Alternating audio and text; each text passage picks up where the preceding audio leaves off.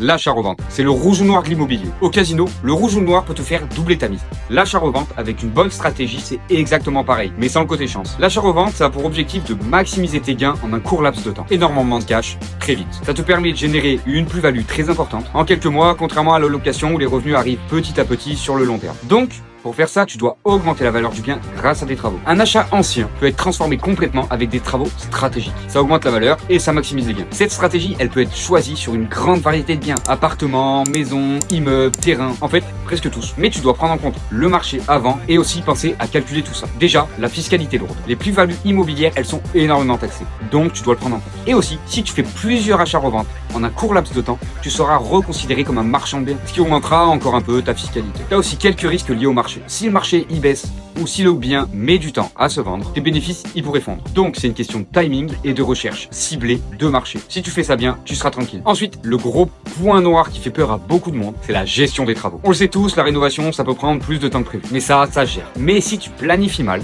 ça impacte directement tes gains. Et surtout, ce qu'on oublie, c'est les délais administratifs. Enedis, eau, gaz, peu importe. Bref, l'achat-revente, c'est comme un pari, mais bien calculé. Si tu sais repérer les bonnes affaires et que tu sais aussi maîtriser les travaux, ça peut doubler la mise, sans problème. Mais attention, cette stratégie, elle est pas pour tout le monde. Dis-moi en commentaire ce que t'en penses et si tu envisages l'achat-revente. Surtout, pense à t'abonner et à liker, parce que ça fait plaisir.